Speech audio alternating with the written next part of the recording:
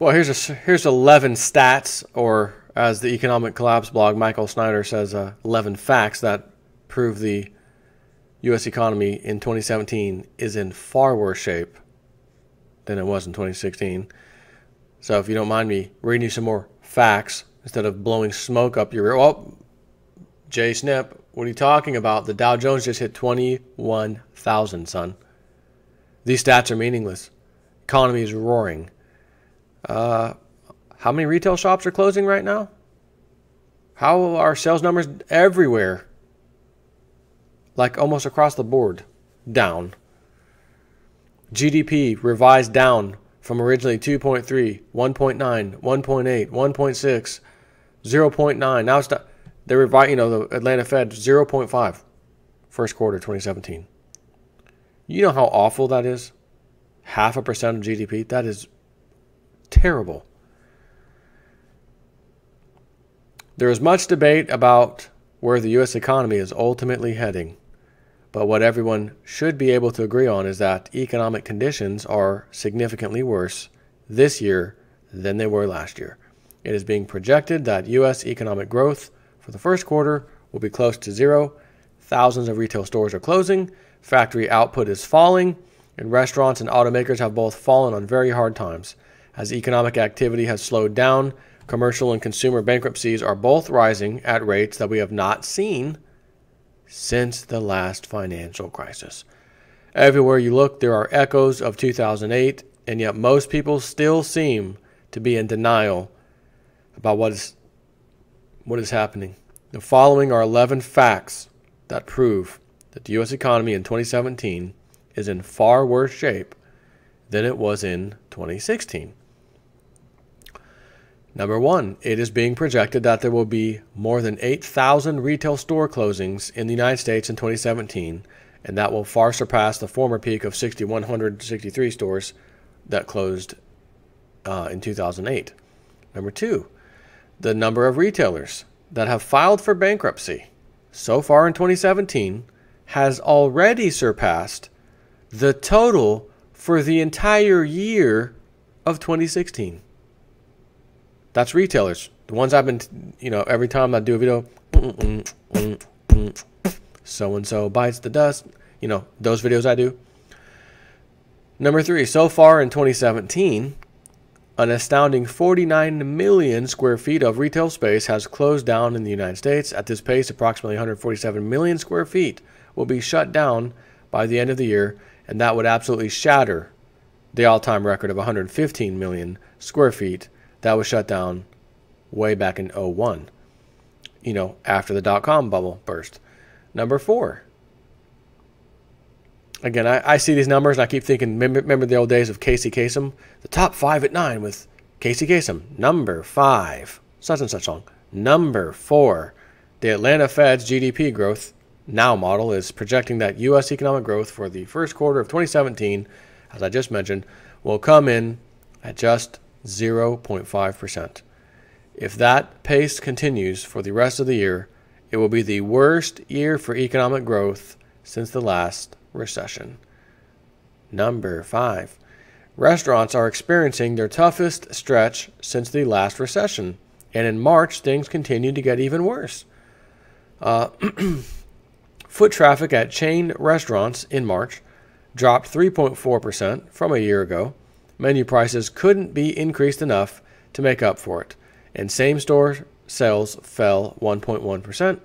The least bad region was the western U.S., where sales inched up 1.2% year over year, and traffic fell only 1.7%, according to TDN2K's Restaurant Industry Snapshot.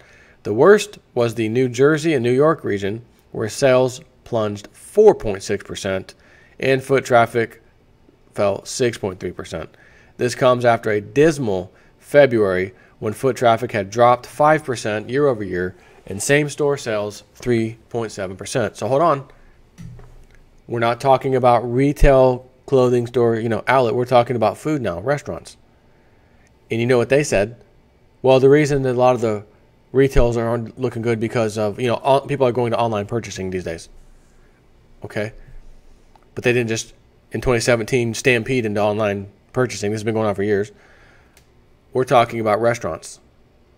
So restaurants, especially in the Northeast, dismal February when the foot traffic had dropped 5% year over year and same-store sales 3.7%. But right now, the worst was New York, New Jersey region, where sales plunged. Sales plunged 4.6%. Let me guess, everyone's going online and buying food from Amazon, and they're shipping it to them through Amazon with the new Amazon drone. No, don't kid yourself. Number 6. In March, U.S. factory output declined at the fastest pace in more than 2 years. Number 7.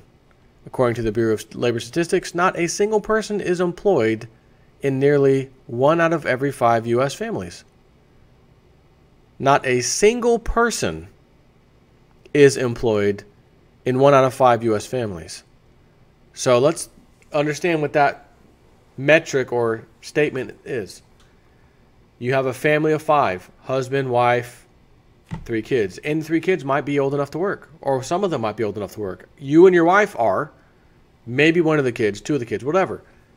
What that is saying is 1 out of 5 families. In that one family, nobody in the family is working. Husband, wife, kids, nobody's working. 1 out of 5 families. Number 8. U.S. government revenues just suffered their biggest drop since the last recession. Number 9. Nearly all of the big automakers reported disappointing sales in March, and dealer inventories have now risen to the highest level that we have seen since the last recession.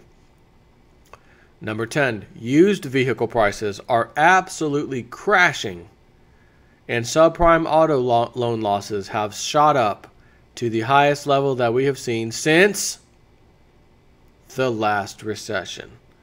Number 11. At this point, most U.S. consumers are completely tapped out. According to CNN, almost 6 out of every 10 Americans do not have enough money to even cover a $500 emergency expense, which I also just covered in my first video today. Just like in 2008, debts are going bad at a very alarming pace. In fact, things have already gotten so bad that the IMF has issued a major warning about it. In America alone, bad debt held by companies could reach $4 trillion, or almost a quarter of corporate assets considered, according to the IMF. That debt could undermine financial stability if mishandled, the IMF says. But if it's not mishandled, it will be okay.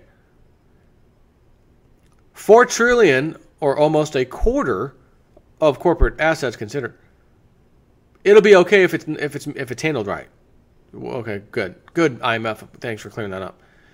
The percentage of weak, vulnerable, or challenged debt held as assets by U.S. firms has almost arrived at the same level it was right before the 2008 crisis. We are seeing so many parallels to the last financial crisis, and many are hoping that our politicians in Washington can fix things before it's too late, which includes our President Donald Trump. And as I said before, I think it's too late, too far gone.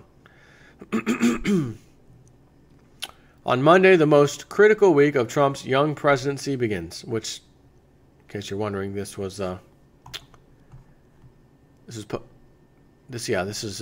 23rd. So he's talking. Never mind. That was Sunday. Looking a whole week ahead. So Sunday, he was talking about Monday, which, as you know, just passed.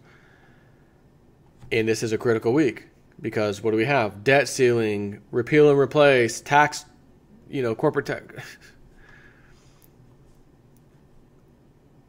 So, on Monday, the most critical week of Trump's young presidency begins. The administration will continue working on tax reform and a replacement for Obamacare, but of even greater importance is the fact that if a spending agreement is not passed by Friday, a government shutdown will begin at the end of the week. Trump has indicated that he wants to tackle the repeal and replace of Obamacare and introduce his massive tax plan in the next week, all while a shutdown of parts of federal government looms Friday. By attempting 3 massive political undertakings in 1 week, investors will have a sense of whether or not Trump will be able to deliver on pro-growth policies that will be beneficial for markets. If Trump can pull off the trifecta, it could restore faith that policy proposals like tax cuts and infrastructure spending are on the way. If not, look out. Members of Congress are returning from their extended 2-week spring vacation, and now and again, with those three major things happening, don't you think Congress should say, you know what, guys? I don't think we should be doing a little spring fling. Let's get back to work and at least tackle one of the two things. Maybe we can tackle two of the three, and one of the three things, maybe two of the three things. Now we're going to take our vacation and leave 4 days at the end of the month to get it all done. Sounds about right.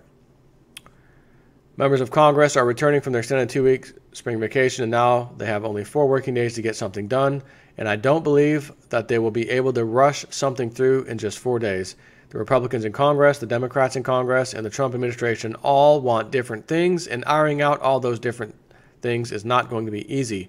For example, the Trump administration is insisting on funding for a border wall, and the Democrats are saying no way. The following comes from the Washington Post. President Trump and his top aides applied new pressure Sunday on lawmakers to include money for a wall on the U.S.-Mexico border in a must-pass government funding bill, raising the possibility of a federal government shutdown this week. In a pair of tweets, Trump attacked Democrats for opposing the wall and insisted that Mexico would pay for it at a later date, despite his repeated campaign promises not including that qualifier. I'll be honest, I don't think anyone even cares who pays for the wall. The people want a wall up and want this immigration to stop. And top administration officials appeared on Sunday morning news shows to press for wall funding, including White House Budget Director Mick Mulvaney, who said Trump might refuse to sign a spending bill that does not include any. And of course, the border wall is just one of a whole host of controversial issues that are standing in the way of an agreement. Those that are suggesting that all of these issues will be resolved in less than 100 hours are being completely unrealistic. And even though the Trump administration is putting on a brave face, the truth is that quiet preparations for a government shutdown have already begun. The stage is being set for the kind of nightmare crisis that I portrayed in an article called The Beginning of the End he has here. The stock market bubble is showing signs of being ready to burst, and an extended government shutdown would be more than enough to push things over the edge. Let us hope that this government shutdown is only for a limited period of time, because an extended shutdown could potentially be catastrophic. In the end, either the Trump administration or the Democrats are going to have to give in on issues such as funding for Obamacare, the border wall, Planned Parenthood, defense spending increases, etc. It will be a test of the wills, and it will be absolutely fascinating to see who buckles under the pressure first. I strongly agree with that. I am getting my popcorn ready for that show this week. Take care.